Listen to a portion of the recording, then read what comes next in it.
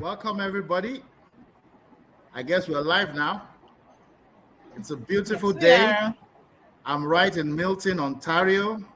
And with me are Glory. Glory is in, where are you, Glory? Because you never know. Lagos, Nigeria. We're in Lagos, Nigeria. And where is Abimbola? I am in Lagos, Nigeria as well. Lagos, Nigeria. Where the weather is, what's the temperature today? I have no idea, but it's 27 degrees centigrade. Not too bad. Okay, good. 27 degrees. 37 degrees. We're actually in summer where I am, although we're at the back end of summer. Summer ends in exactly 7 days where I am, and it goes to fall. So, but you know, the beautiful thing is that with technology, regardless of where we are, we can connect as we're doing right now, and it's a beautiful thing. So we welcome our viewers. This is the second edition of the Business Beyond Borders, an initiative of the North American Chamber of Black Entrepreneurs. I would like to start by telling you what we're doing, what our expectation is, and how you can partner with us.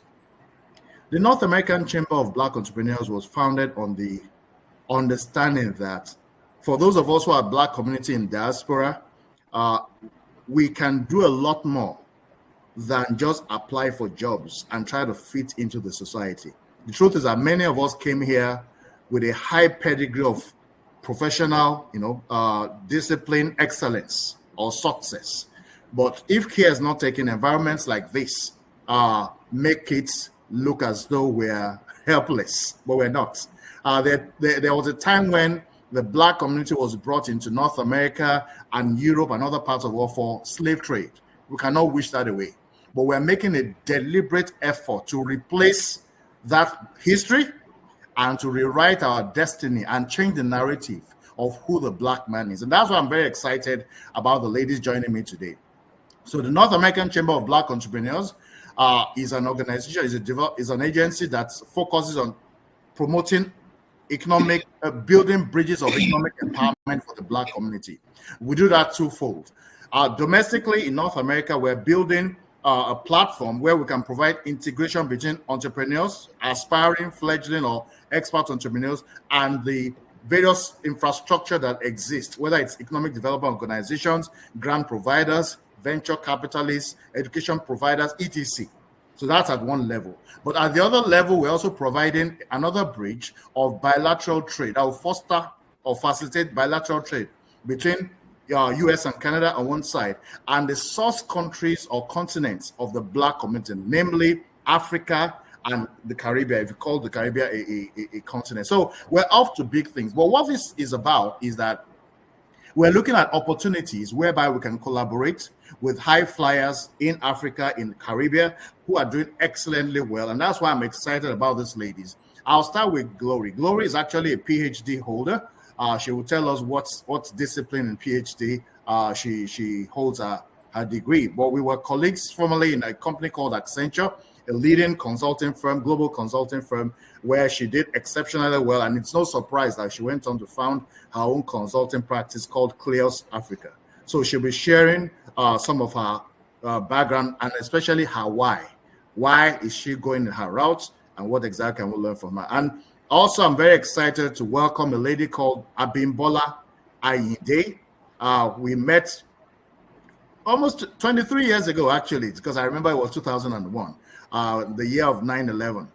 So she was just starting out then, but I'm very impressed with what I saw the potential back then. And so I'm not surprised that over time, she's actually met and exceeded expectations. She's worked in investment banking. She's now a commercial and corporate GM, commercial and corporate finance in an upstream oil and gas company in Lagos or Nigeria. So well done, ladies, for what you've done. We're very proud of you. But let's get to know your story. Maybe before I do that, I need to introduce myself because I should not assume that everybody knows me. My name is Emmanuel Adebola, and I came into Canada just over 7 years ago. I don't say I come to Canada. I say I came to North America because my mission is bigger than one country. I came to North America 7+ years ago, and the objective was to take on a job for where my company, the company I was working with at the time, Accenture, I had an opportunity to work here on a global SAP implementation. But since then, I have evolved to becoming an economic development consultant. I have a consulting practice called Tender Make Consulting, where I'm the managing director, and we're focused now on economic development. So we are building bridges, networks between our economic development organizations,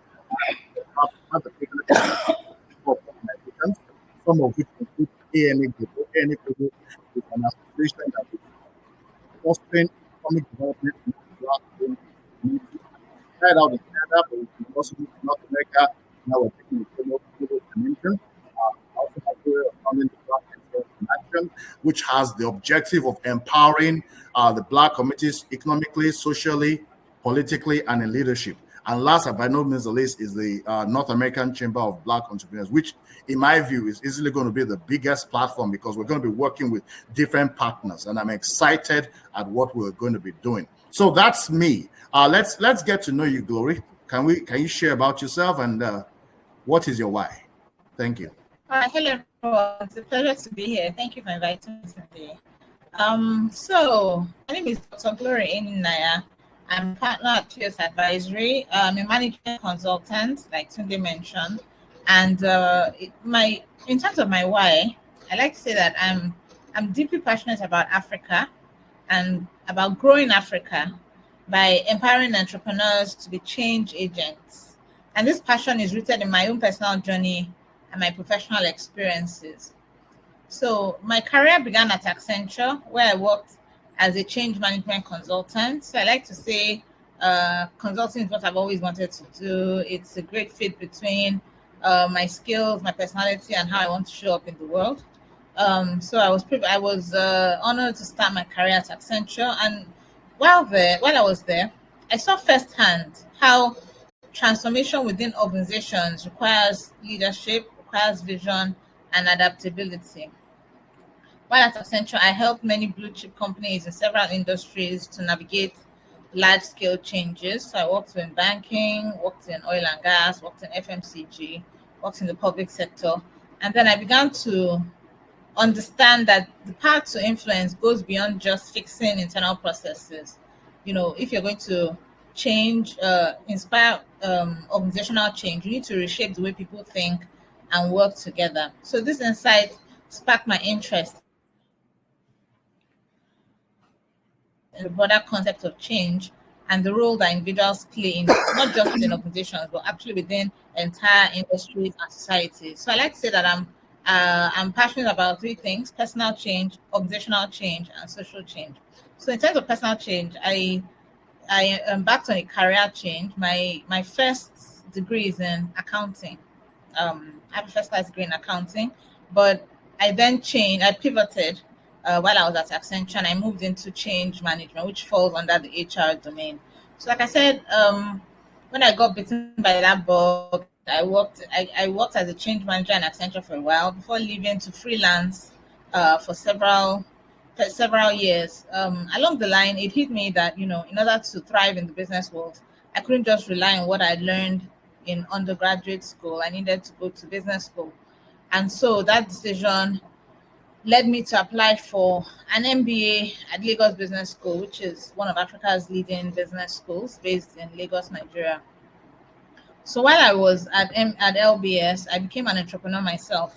I founded a firm called Cleos Advisory, and that was a pivotal moment in my life where theory met practice.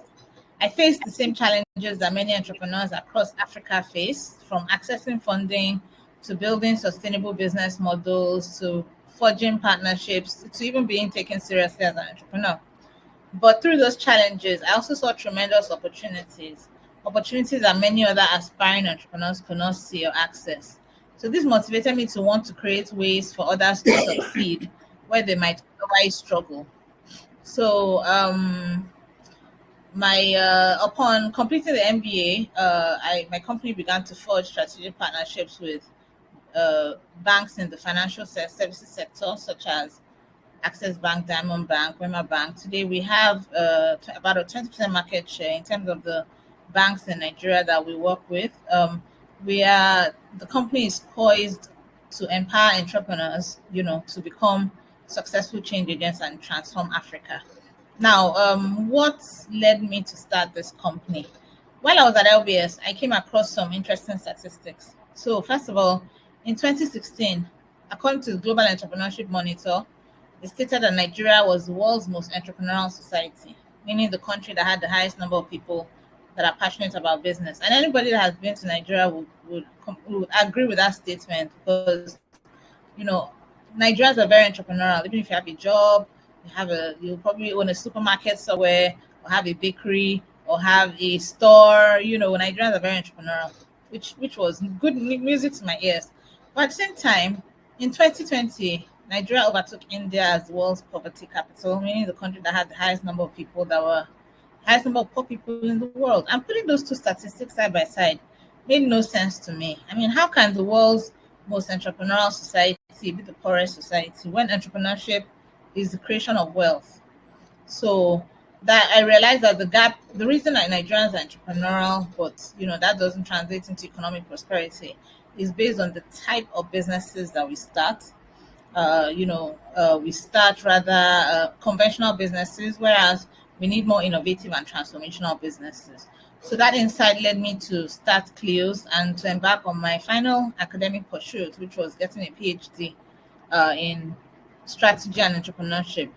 So my PhD, during my PhD, I looked at a field called institutional entrepreneurship, which is the study of how entrepreneurs within complex systems. So through my research, I surveyed hundreds of executives. I analyzed the fintech industry, learning how entrepreneurs don't just create businesses, they create new ways of thinking and operating in markets that are often resistant to change. When you think of the world's best entrepreneurs, or most successful businesses, they have been, if you think about it, they've actually changed the way the world works and lives. So Facebook, who could imagine life without before social networks, or smartphones, or Airbnb, or successful entrepreneurs at their core are change agents. So I was able to see the next is Abimbola Anyide, and it's great to meet you, Abimbola. So what is your why? Well, I'll say my why is very simple. I am passionate about seeing Africa win. I see a continent with vast resources that are underutilized. I see a continent with a lot of promise, and I see so many opportunities every day for people across the world to tap into, but understanding how to navigate Africa, and I say specifically Nigeria, is also very critical. So yes, my why really is Africa can win, and I would like to see Africa win. And if I talk about my personal journey, I would say that the first half of my journey was more opportunistic, while the second half of my career, my journey, was more deliberate. And in saying that, I studied biochemistry in university, and my plan was to go and then do a master's in toxicology or biotechnology or things along the lines of biochemistry. However, prior to going to do my master's, which was already scheduled, I decided to go into the business world and just, I think initially was just essentially out of boredom. I wanted to, I had finished my NYC and I just wanted to work in a company. And so I first of all, I started at a technology company where I met Tunde. And it was a small stint, but it was actually quite impactful because at that time, the company was focused on interconnectivity. And I learned a lot. And I also learned a lot about business development. So I got curious and I decided to take a small break and actually go into management consulting before even going into my master's. So I worked in a company that was focused on organizational development and diversity management. And I worked in various aspects of what the company did, but it opened up my mind into how organizations grow and the challenges that organizations face and how to develop solutions, basically that would, strategic solutions that would move those companies forward. And I did that for, I think, about 4 years. And then opportunistically again, got a call from my initial MD at the first company I worked for, saying he was starting his business and wanted me to be a part of it. Now, at this time, given everything I'd learned about organizational development, I was more and more curious about growing businesses. In fact, I developed an interest in growing new businesses. And therefore, it was naturally, it was a no-brainer for me. I joined this company. And again, I was part of the team that helped build the business, put the right processes in place. And then I went into product development, basically did everything that the company did. But I realized in that process that there was a gap, not just from my side, but basically at the heart of every company was financing. At the heart of, and not just finance in terms of having cash, it was having the right type of financing. And so I decided at that time that I needed to do an MBA. So I went ahead and did an MBA in Manchester Business School. And I decided to focus a lot on corporate finance. And so at that point, it then became a deliberate effort for me to focus around basically how you grow businesses, one. Secondly, the world of finance and how that impacts organization, basically building businesses. And so after my MBA, I went into investment banking. And the company I worked for at the time, FCMB Capital Markets, essentially had the structure allowed me to learn a lot, because we did that. You weren't thrown into a niche area. You would do advisory, you do capital raising, issuing housework, mergers and acquisitions, debt capital markets, private placements, etc. So I did that and honed my skills for about 8 years. And so, but at the back of my mind, I still knew I was a small company girl, in the sense that I would eventually go and deploy my skills in building a new business, not for myself, but basically part of the growth of a sustainable business. And so when one of my clients called to say they would like me to be part of their team, and this was an oil and gas company. By the way, at the time, we had I think the oil and gas financing in Nigeria was just developing, because I think I was one of the I was one of the team that did the first reserve-based lending facility organized by Nigerian investment banks for an indigenous Nigerian company, which was a milestone. And therefore, and at that time, there was a lot of divestments by international oil companies, which meant that Nigeria had to step up in terms of capital raising and financing for oil and gas companies. So, and I would say, luckily, fortunately for me, I seem to be at the center of those opportunities. And therefore, when First EMP came calling for me to basically come and work with them, it was, again, another no-brainer. So I started with this team, and I have been with this company. So basically, the company started in 2012. I joined them in 2015. And I have been part of this company's journey. And I would say the company is now one of the largest producers, indigenous companies, producing indigenous companies in Nigeria. And it also has plans to go into the midstream and downstream sectors as a major contributor. So major contributor to Nigeria's production, Nigeria's income today. And we also want to strategically impact energy security in Nigeria by going, not just staying upstream, but go all the way down the value chain into the downstream. So essentially, that's who I am, and that's what I do. And I'm happy to have this engagement today. Thank you. Thank you very much, Bimbo, and good to welcome Glory back. If you're watching this program, you're welcome to Business Beyond Borders, which is an initiative of the North American Chamber of Black Entrepreneurs. And with me are two fantastic ladies, Abimbola Ajadi, Abimbola Ayinde. She's Ayinde now, yes.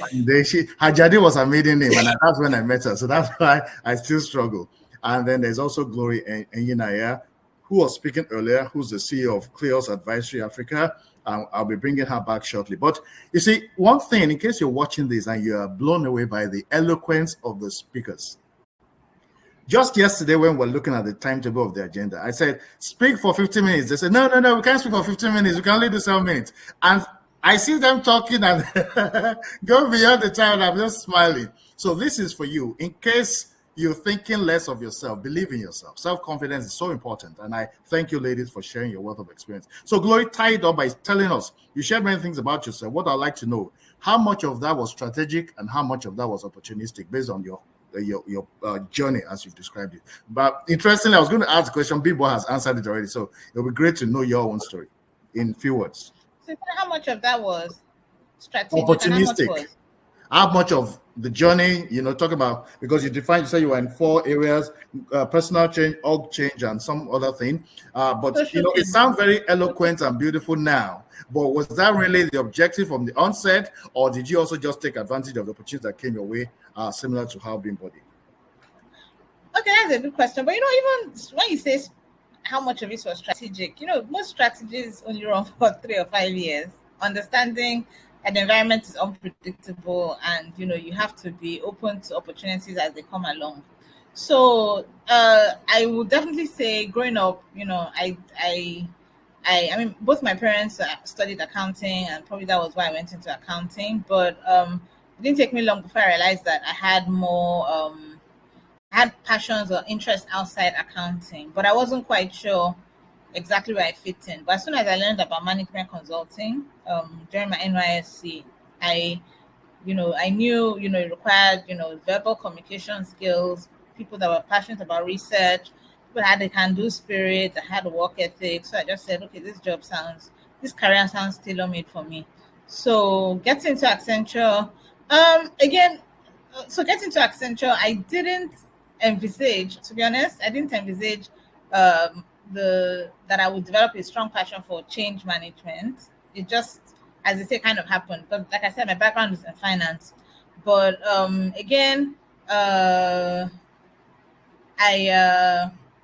was able to identify when I was staffed on a change management project for the FIRS in 2012. I was able to identify that, okay, this was something that aligned with my passions, and then I developed a 5-year plan based on that. So to respond to your question, I would say I'm someone that is alive. I'm alive to opportunities, and sometimes, because the environment is so turbulent and so unpredictable, you don't really know. You can't always see around corners and know what's coming up next. So I try to maintain my strategic agility. Yes, let me put it that way. So you're being strategic because you're trying to be true to yourself and true to your strengths and true to your resources and capabilities, but you're also still being open to the environment. Yeah, so that's how I would put it. Thank you very much, and you've both done well. So let's move to I have a story to share about myself, but in the interest of time, I would not. Maybe I'll just say, allow me to say that as we move to the next phase, we'll be considering the impact of the Africa Development Bank's recent report on the economic 2024 outlook of. I welcome anybody watching to read it. But before I say that, I would also say that one of the things that we're also very deliberate about is that we're not just talking because we have nothing to do. There's a reason behind this. According to Maslow's hierarchy of needs, we graduate from different levels. There's a level where your basic need is just physiological needs, and you don't care about anybody. You just want to survive, and nobody can blame you or should blame you for that. And then you graduate to looking for job employment opportunities, which is safety, which is okay. Then you graduate into love and belonging. Then you graduate to getting degrees, and degrees are fantastic, which is self-esteem. But the highest level is where you now begin to look beyond what you can get to how you can give back from the wealth of resources. So that is the platform on which we are discussing today, because it's important that we realize that we're talking today seeking to provide some form of advocacy or a thought starter to how can we ensure that will solve not just for our immediate companies that we work for, but actually solve for the economy of Africa, starting with Nigeria or other countries within Africa or even the Caribbean. And how do we partner with those countries and those of us who are in the diaspora operating in Canada, US, Europe, Australia, wherever you are? Because like we said before at the beginning, we are deliberately changing the narrative about what the Black community can do. Where we cannot change history, we can be more deliberate about creating a new version of history, whereby it's now said that we rose up in our time and did not just sit down folding our arms and blaming people. I have no iota of slavery mentality in my mindset. But I recognize that is a history, but I refuse to be defined by that. And so I just wanted to provide that as we move to the next stage. So sorry, can I just add to what you said about Maslow? So there's actually, they've discovered a sixth hierarchy. Transcendence, so going beyond, self-actualization is being the best of yourself. Then transcendence is now going beyond yourself. So I think what you're doing is even higher than self-actualization, and you're transcending yourself, trying to have an impact on the world around you. So I think that's great. Just wanted to add that. Is there more you have to say about this? I like what you're saying. Keep talking. Anyway, just joking. Okay, so based on the 2024 economic outlook, you would read that the average GDP in Africa actually dropped. It dropped from 4.1% in 2022 to 3.1% in 2023, and a number of factors. Chief of them has been that there's been high food and energy prices, owing largely from the sustained impact of the Russia's incursion in Ukraine. You will know that, many of us know that a lot of commodities actually originate from Ukraine, and that has been frustrated because of that. So that's that. I don't know how much impact the conflict in between Israel and the Palestine has, but the one between Russia and Ukraine has been identified as one. There's also been weak global demand owing to weak economic performance, export economic performance in the country, of course, in the continent.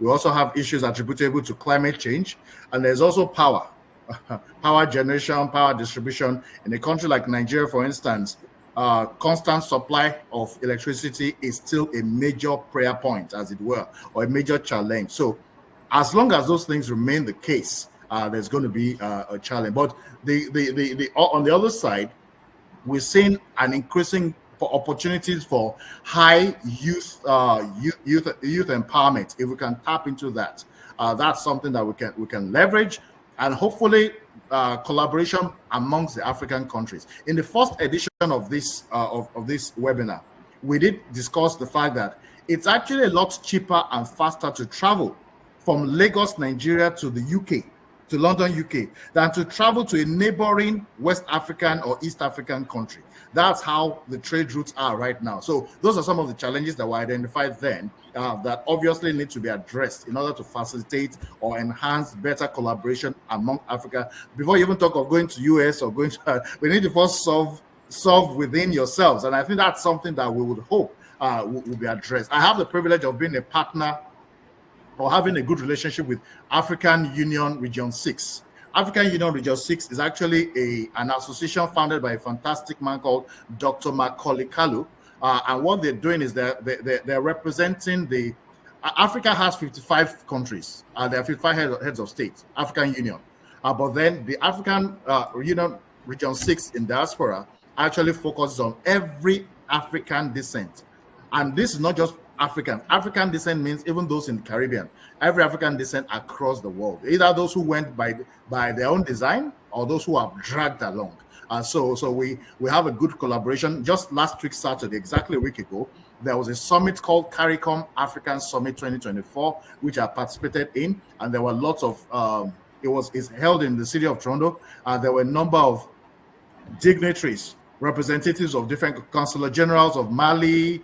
I met with Mali, I met with Morocco, I met with Guyana, and some others. So a lot of work is happening behind the scene, which I think we should be proud of. But let's get back to the lecture. So Bimbo wants to talk about. I mean, you said that even though your experience is in energy, you have some knowledge or ideas on how we can solve for Nigeria or with Nigeria from an agricultural standpoint. So over to you.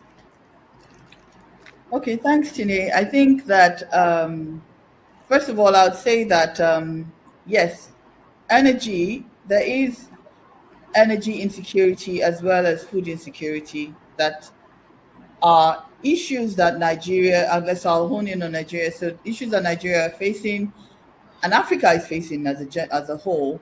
But the reason that I thought I would speak about agriculture today is because energy, the energy sector is a bit niche, and the barriers to entry are significantly high. However, I think I should also point out that the value chain does not, most people, when we talk about energy, they think upstream in terms of the actual production of hydrocarbons.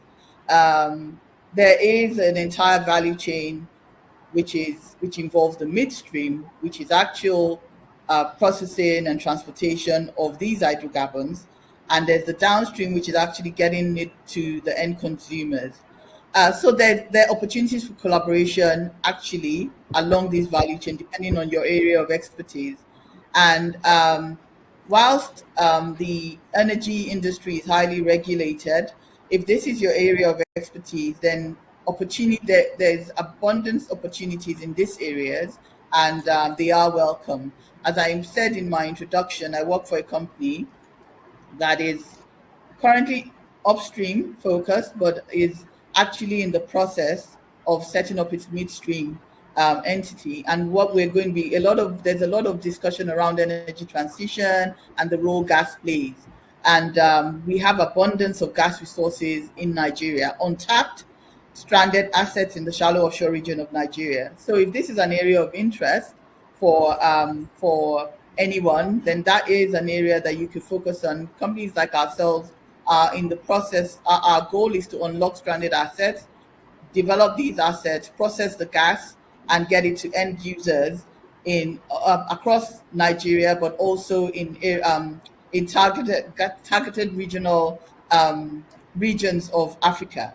So that is an opportunity, and we welcome partners. In the area of agriculture, whilst I'm not an expert, we know that, first of all, a hungry man is an angry man. You cannot grow, you cannot engage a population without food security.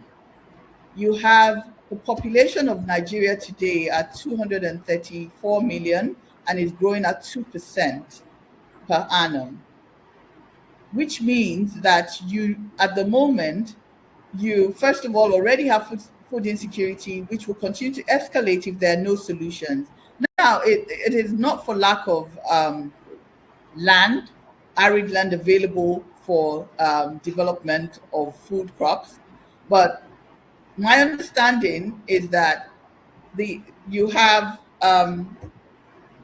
issues with technology, issues with the viability of seeds, issues with storage, issues with transportation, issues with security, which means that across all of these areas that I have mentioned, with very limited barrier to entry, people can actually come and partner, whether it's in actual crop cultivation, or in transportation, or in technology that would enable these farmers to improve their agricultural practices, or in storage solutions, or in processing of already produced food crops. Because there's also, whilst we are shouting food insecurity, there's also a lot of wastage, because produced food crops, there's no adequate storage facilities for these produced foods. And I apologize, I have a cough, so I have to keep stalling my words a bit. However, so I guess what my message really is that there are opportunities in agriculture across that value chain, which people can come in and tap into, whether it's in crop cultivation, whether it's in storage, whether it's in technology, or I would say education of farmers, or providing storage facilities that enables that value chain to function effectively. I think that is an area, again, beyond which I think is not I stand corrected, but I don't think that this area has high barriers to entry, at least in certain at different levels, and individuals and corporations can find a way to partner, even if it's just knowledge sharing or skills transfer. I think this is an area that requires a lot of attention, and people all over the world and in the diaspora can tap into these opportunities. Thanks. Today, I can't hear you. I said that Nigeria is proud to have someone with your knowledge and your wealth of experience. Given that this is not your subject matter expert, I'm actually very impressed. You know why? Because as you were talking, I remember when I was in consulting, when I was with Accenture, sometime in 2020, between 2010 and 2012, I was asked to be part of some assessment. One of the top 2 alcoholic beverage companies was looking for an alternative source for its barley, and they rather than get it from, anyway, they've left Nigeria now, Guinness. So at least I understand they've left Nigeria, so I can say they were under the brand of Diageo then. They were looking for alternative sources, and so they wanted to work with the farmers within Nigeria. And many of the things you said, I just remember them, and I'm like, wow, that you brought back very positive memories of what we proposed. Now, whether they did it or not is another thing, but there are actually, much as there are problems, there are the opportunity, and that's what an entrepreneur does. An entrepreneur sees the opportunity where many people see problems. The question is, what are the opportunities? How can we engage government and private sector to work together to ensure that these things are done? Because Nigeria is a very fertile. One other thing we have is, apart from the huge population, I'm surprised. I didn't know it was already 234 million. That's unofficial, and growing. That's unofficial statistics, right? That's official. Official. Wow. You can check it. It's public in public domain. 234 million as of 2024 and growing. Okay, so we have that. We have people. We have the resources, financial, mineral resources, and all that. So there's a lot. We really shouldn't be complaining or even having some of the issues we have. But thank you very much. Let's segue to. Sorry, there's a small point I missed that I thought is very important to raise, and which is financing as well. Exactly. The agricultural sector also has very limited financing support. So again, for financiers, this is also an area that they should look to support and not propose standard box solutions, or try and create innovative financing solutions that would aid this sector. I thought it was important to add that as well. Thanks. That's a very important point, and guess what? It actually leads to the next person. So, starting from what she said, Glory, can you take it on from there? Access to finance. How can we? What are the opportunities? What are the challenges? And how can we leapfrog the challenges? Thank you. All right, thank you so much for that question, Tunde. So I will approach it from the perspective of entrepreneurial finance, and I'll just start by saying that Africa emerged from the COVID-19 pandemic relatively strong in terms of access to funding, but halfway towards the date of the UN Agenda 2030 on SDGs, and midway through the implementation of the Agenda 2063 of the African Union, it looks quite unlikely that those targets are going to be met because of the low quantum and scale of resources that we have available, which kind of undermines efforts to end poverty and make the necessary investments to achieve transformation.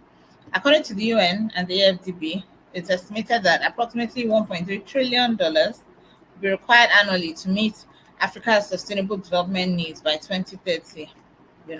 And unfortunately, so even though most of this investment will have to be financed by Africans themselves, it's undeniable to observers that there's a gap between there's a gap in investment, the investment financing that is needed to take Africa to the next next stage. And so thinking through this, with putting on my entrepreneurial hat, it brings to mind some statistics around the reasons why entrepreneurial firms don't succeed. So first of all, what are those statistics? So according to 2022 Bureau of Labor Statistics data, cited in the Harvard Business Review, roughly 65% of companies in the US alone failed during the first 10 years, and only about 25% survived for 15 or more years. So these numbers then make one ask, okay, so what factors distinguish firms that survive and thrive from those that fail? So the conventional answer is still the same: access to finance that we've been talking about. Most people believe that the more financing a company has, the higher the chances that it's going to survive.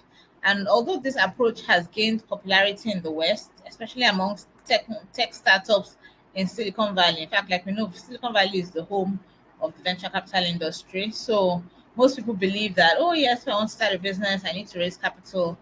But we see that research shows that this type of thinking has not actually ameliorated the startup survival problem. Instead, it seems to have worsened it. You know, statistics will show that US-based companies raise the most capital and experience the lowest longevity, whereas Africa-based companies raise the least capital and experience the highest longevity.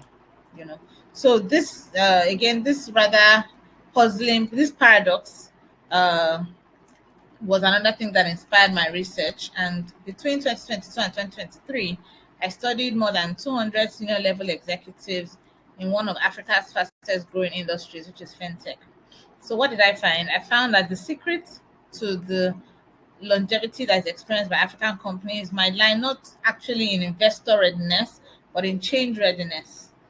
And I mean, I recognize this because of my background as a change agent and, you know, my interest in personal change, organizational change, and social change.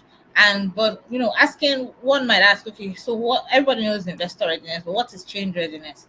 So change readiness is simply the ability to continuously initiate and respond to change in ways that create advantage, minimize risk, and sustain performance. So fintech companies in Africa have shown a phenomenal ability to initiate change in their environment by increasing financial inclusion for underserved populations and also increasing access to finance.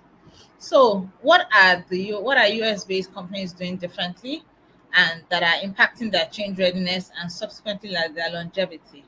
So I'll talk through three misplaced priorities and illustrate the African perspective using PayHippo, Sycamore, and Bankley, which are three leading Africa-based fintech companies that I studied. So the first is that Western companies tend to focus more on investors rather than the market. So for startups in the West, the holy grail is venture capital. On the surface, it seems that an influx of investment is sufficient to help a company survive its early stages. So as a result, for as many as 6 to 9 months, entrepreneurs tend to focus on securing capital.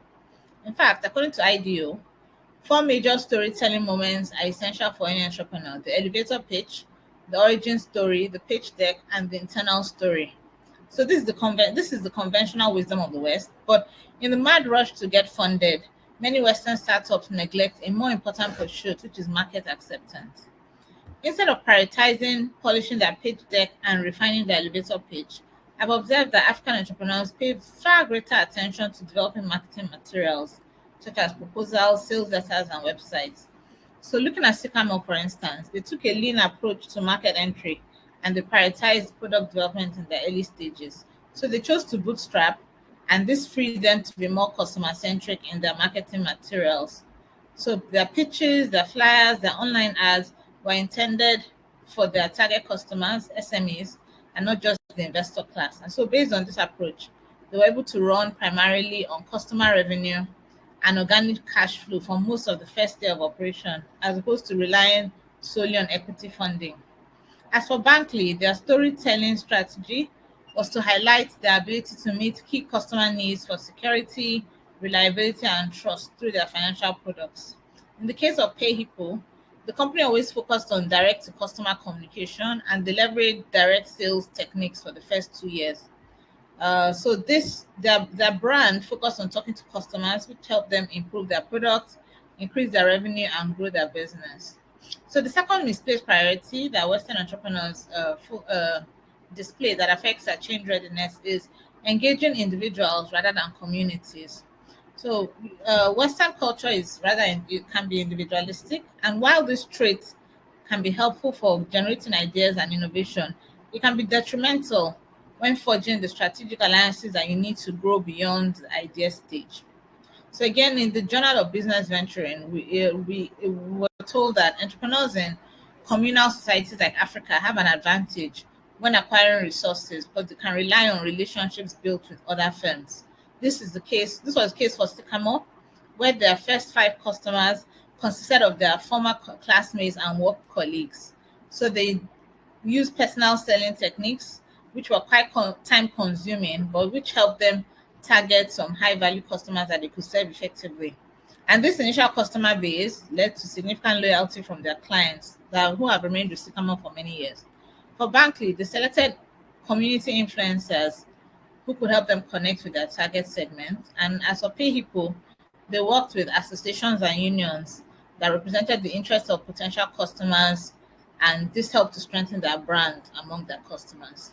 Okay, then finally, the third key priority or misplaced priority of Western entrepreneurs is celebrating external fundraising rather than actual external validation. So what does that mean? So the laser focus on capitalization that is common amongst Western startups lends itself to celebrating capital raising as a major indicator of success. So unfortunately, sometimes this means that venture capital may be poured into companies with unproven business models, such as in the case of Stitch, which is a 2-year-old software startup that had less than $1 million in annual recurring revenue when investors value them at $1 billion. So meaning they barely had market acceptance and traction, and they were already listed as a unicorn. So to avoid the inevitable crash associated with this type of overvaluation, companies actually need to figure out fresher and more realistic narratives of valuation and value creation. So for most African startups, the celebration is tied not to alignment with investors, but alignment with the external environment. So things like certifications, government approvals, and acquiring operating licenses help to validate that company is actually making a mark and having an impact on the environment. So, for instance, for Bankley, they tended to celebrate, rather than just celebrate capital raising, they celebrated longevity, addition of key employees, user acquisition milestones, and so on. For PayHippo, even though the fundraising gave them an opportunity to expand their business, they found it just as important to celebrate their product milestones. While for Sycamore, a major highlight for them was the award of the FCCPC approval. They were the first company to be awarded FCCP approval in Nigeria, which gave them a boost in their credibility, and which, it was a cause for great celebration in the company, with press releases going out and so on, because because they were operating in the fintech industry, acquiring this type of licenses was very key to ensure the trust of their customers. So finally, what is the summary of my contribution? The reality is that the quest for legitimacy is a major challenge for entrepreneurs around the world. Some feel that the answer is in access to financing, but we believe that even where this financing is not available, such as in Africa, startups can adopt 3 priorities to ensure longevity. And those priorities are: number 1, tailor storytelling to customers instead of investors; number 2, engage stakeholder communities instead of individuals; and finally, number 3, celebrate concrete milestones instead of just capital raising. All right, thank you. That's it from me. Glory Enyana. Did you say you're a doctor? No, you're a professor. You're a professor. You're not a doctor. I'm telling you today, you're a professor. Professor Emeritus. Do you know why your story is so fantastic? What you have said is a story of ANE Global, one of the companies I founded. Because in just 1 year of operation, we started with just 8 people. And by the 29th of August, which was a few days ago, we had grown to 523 people. Wow. Our focus was Alliance of Nigerian Entrepreneurs. As a social, we're promoting entrepreneurship development among Black Nigerians, right, to support them. But we've evolved from just focus on Nigerians to focusing on the Black community in Canada, now to focusing on the Black community in North America and other countries of the world. And just a few days ago, I signed an agreement with one of our co-founders. We've had a spin-off from that organization of 523. There's a new entity that's about to start called Collaboration of Nigerian Entrepreneurs, if they retain that name. They're having a town hall meeting today. And that from that group, they had 340 members, which we because that was focused on just building for Nigerians. And meanwhile, while we had about, on that day, August 29, we probably had about 212. Today, we are 315, and we're firing on all cylinders. So, and like you said, or you indicated, we have not received $1 in grants. But if you understand the kind of impact we've made, and we've done that, I'm just excited because I'm talking about something that's passionate. But I have never understood what it in the light of what you just put light. Because the Caucasians are very impressed at what we've been able to do. They see my passion and like, wow, and they see our passion as a team. But it did not occur to me that part of it is because we have the ability to do a lot with little. And that's just the history. So thank you so much. Look, we'll talk about this at another platform because I like the story. And I also thank you, Abimbola. But let's take time for one or two questions. Is there anybody who has a question or anything that has been shared? Because we'll close this on the dot of 11 o'clock Eastern time or 4 p.m. Nigerian time. So if there's any question, how can they ask you? They should ask, how should they ask, Glory? There's a chat. So anybody that wants to ask, okay. And they also can indicate, they can request to speak as well. So okay, so quick and sharp. If there's any question, please let's have that because we have just about 5 minutes to go. Okay, while we're waiting for questions, Tunde, okay. I'm interested in your story. I'm writing a book. I'm elaborating my theory into a book. So I'd be happy to interview you and use you as one of my problem. It's a story that is worth hearing, and I'm serious about it because I see. To be honest with you, the organization did not start with a plan to be this big. The idea was just to solve for people in the town of Milton, where I live. Milton is in Ontario province in Canada, and it's called the place of possibility. So I was approached by a company called Business Network International, which is the largest referral group in the world. And what they do is that they have people from different professions banded together. And so the way they grow is that you provide referrals. Let's say, so the idea is no two people do the same thing. So if anybody is looking for real estate, I say, come, Abimbola, this is it. If anybody's doing, that's how they go. But I did that for a while. There were just 30 of us, and I was the only Black person, and I was excited. I said, "Wow, it means I've achieved a lot." This was 2022, but later it occurred to me, late 2022. Later it occurred to me that I'm the minority here. If anything happens, these guys can do away with me. So I decided I will invest this time and effort working with Nigerians, and that's how it was. In fact, the first name was Nigerian Professionals in Diaspora. And then we evolved. I met with the mayor of the town of Milton, along with one of our co-founders then, to just understand what the economic opportunities were. Later on, by April, I started interviewing people one by one. By June, the organization was registered. June 16, 2023, it was registered. There were 8 of us.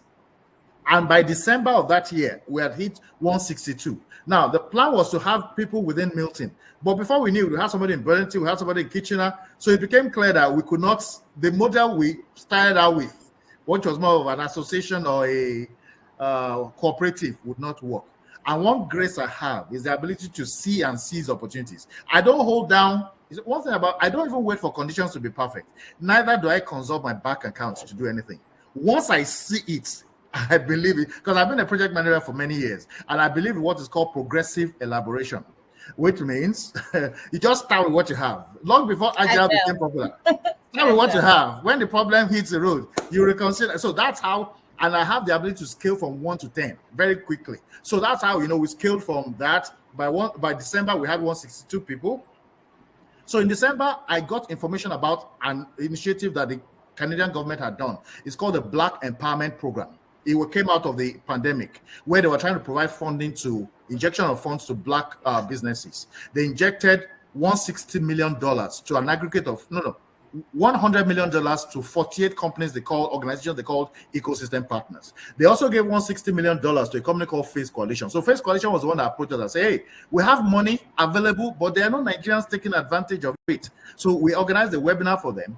In the webinar, which was just done in 1 week, 168 people registered, 98 people attended. Of the 98, less than half of them were Nigerians. That's when I said, Tunde or Emmanuel, as they are known here, you are aiming too low by focusing only on Nigeria. So we changed the business model within a period of 2 weeks. So by January, we hit a new initiative campaign called Repositioning for Greater Heights. Changed our name from our operating name from Alliance of Nigerian Entrepreneurs to ANA Global. And we hit the ground running. And from that, we began to organize events, because you talk about community. We began to focus on community. We went from city to city, Hamilton, Oakville, Toronto, Vaughan. We had a big one in Brampton in May. And within that period of time, we were just increasing the number. And then I also took some programs. I took a program with York Entrepreneurship Development Institute, because even though I'd done an entrepreneurship development program with Faith Foundation in Nigeria exactly 20 years ago, I knew that when you're in Rome, you better learn the Roman language. And that's why I took it. So I took that. And then I also was brought on to be a founding cohort of a program by Sheridan College RISE program, which I'm doing. And the funny thing is that within just a period of less than half a year, we have an agreement now where I can hire people for that program, because they see this guy who seems to be driven and passionate. But even though I've always thought it was a drive, I'm seeing that there's actually a lot more factors that were playing for us. And so more recently, having focused on Nigeria, the Black community in Canada, we put our number to about 300 at our anniversary. And like I just told you, by August of 2029, August 29 this year, we have reached 5.2, and now we're still. So one is a group now. I hope they register very soon. It's called Collaboration of Nigerian Entrepreneurs Solving for Nigerians, but ANA Global remains. And so what ANA Global has done is increase beyond just Canada. We have people in Canada, in the US, we have people in Europe, we have people in Africa, we have people in Australia, and the best is yet. I'm just saying it because I see the future. I am excited about it. I'm happy about the people joining us. You should have asked that question, because you just opened. That's fine. Any question yet? If not, we'll wrap up, because I mean this.